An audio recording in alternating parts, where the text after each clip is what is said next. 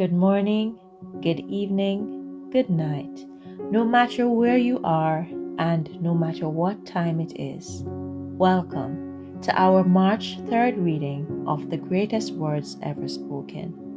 Words spoken by Jesus, compiled by Stephen K. Scott, and published by WaterBrook. Today, we lift our eyes beyond the temporary and fix our hearts on something eternal, continuing with part 3 on the subject of heaven. When Jesus spoke about heaven, he didn't describe it as a vague idea or distant fantasy. He spoke of it as a real place, prepared with intention and filled with promise. In a world that often feels heavy, uncertain, and fleeting, the words of Christ remind us that this life is not the end of the story. As we read today, let's allow our hearts to be comforted, strengthened, and realigned with eternity. Heaven is not just our hope for someday, it shapes how we live today. Matthew chapter 20, verses 1 through 16. For the kingdom of heaven is like a landowner who went out early in the morning to hire men to work in his vineyard. He agreed to pay them a denarius for the day and sent them into his vineyard. About the 3rd hour he went out and saw others standing in the marketplace doing nothing. He told them, "You also go and work in my vineyard, and I will pay you whatever is right." So they went. He went out again about the 6th hour and the 9th hour and did the same thing. About the 11th hour he went out and found still others standing around. He asked them, "Why have you been standing here all day long doing nothing?" "Because no one has hired us," they answered. He said to them, "You also go and work in my vineyard." When evening came, the owner of the vineyard said to his foreman, "Call the workers and pay them their wages, beginning with the last ones hired and going on to the first." The workers who were hired about the 11th hour came and each received a denarius. So when those came who were hired first, they expected to receive more, but each one of them also received a denarius.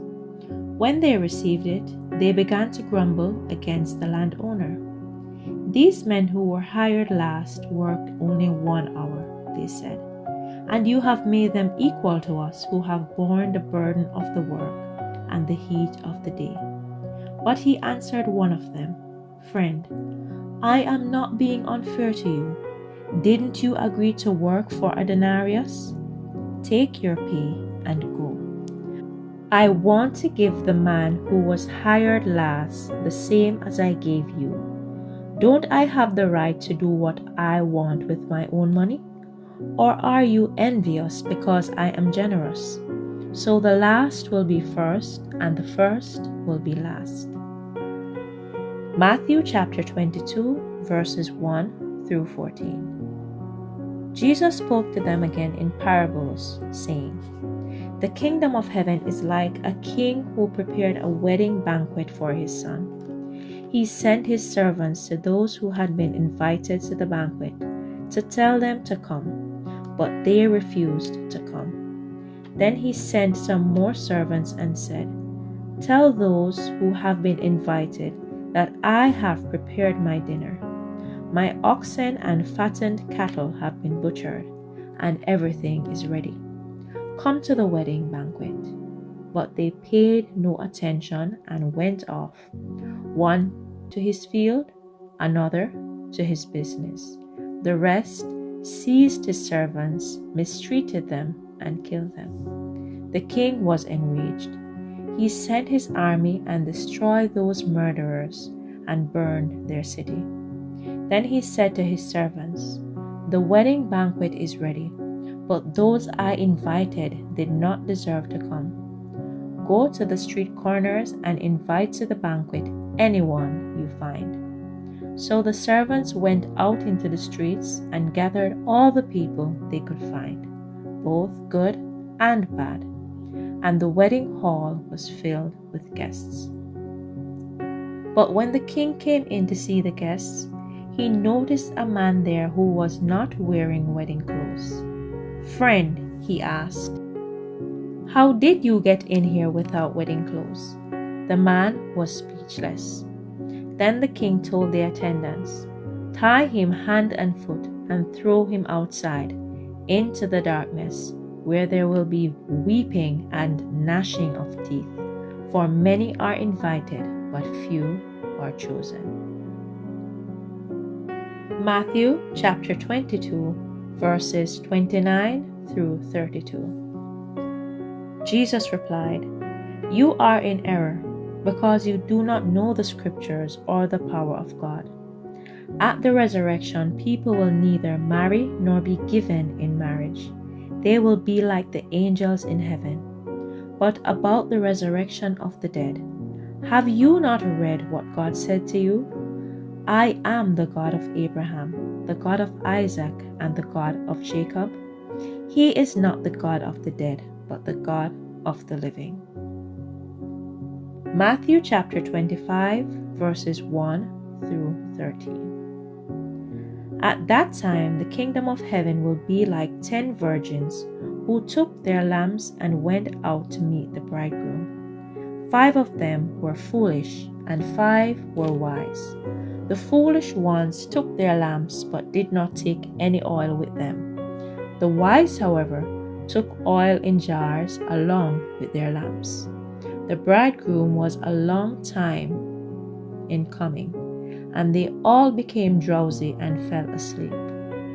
At midnight, the cry rang out, "Here is the bridegroom, come out to meet him."